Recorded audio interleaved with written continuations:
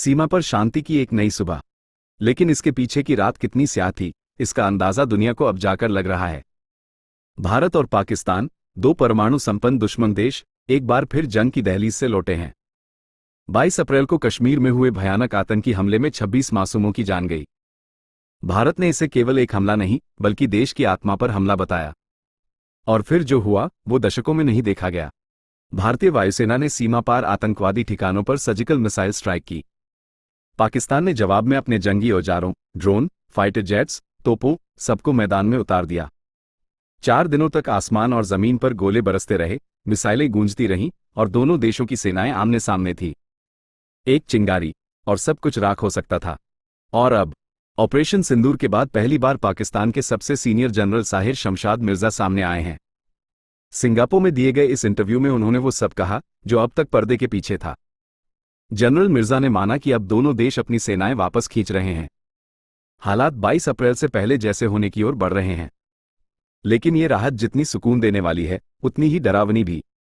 उन्होंने साफ कहा, इस बार परमाणु हथियारों का इस्तेमाल नहीं हुआ, लेकिन अगली बार कौन रोक सकेगा? उनका इशारा साफ था, एक छोटी सी चूक और पूरा उपमहाद्वीप तबाह हो सकता है। इस बार लड़ाई सिर्फ कश्मीर तक सीमित नहीं रही। भारत और पाकिस्तान दोनों के मुख्य सैन्य ठिकानों को निशाना बनाया गया। जनरल ने चेतावनी दी, अब अगली लड़ाई पूरे भारत और पूरे पाकिस्तान तक फैल सकती है।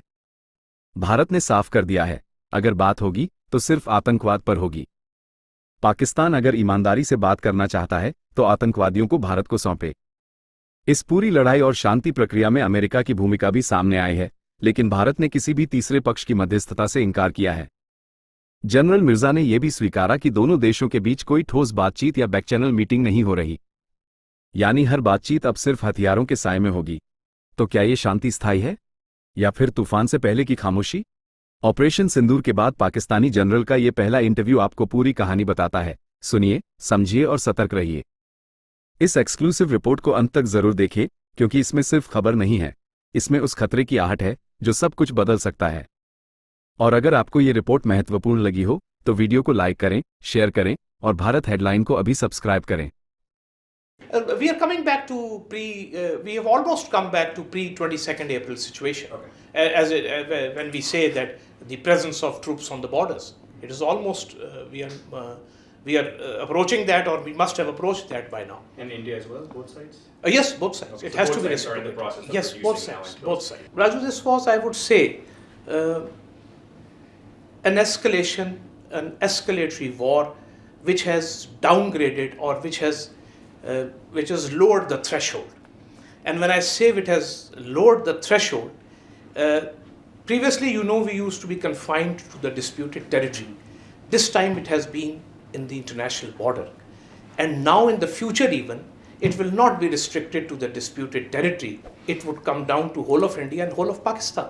Rather, the cities were targeted first and the international border and the line of control were targeted later.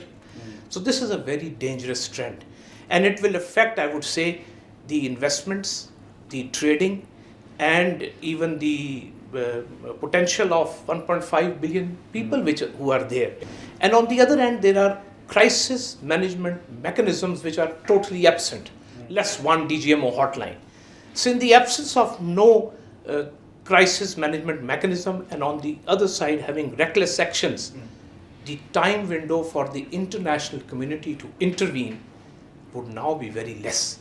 And I would say that damage and destruction may take place even before that time window is exploited by the international community. This is the first time it has been held in abeyance, and the decision to hold it in abeyance came in the first 24 hours without a shred of evidence, despite our offers of impartial and independent investigations. This is an existential threat to Pakistan, because we are an agrarian society. It is an existential threat for the 240 million people. So this also. अगर आपको हमारे channel की video पसंद आई हो तो उसे like, share और subscribe करना न भूलें। वीडियो को अंत तक देखने के लिए आपका धन्यवाद।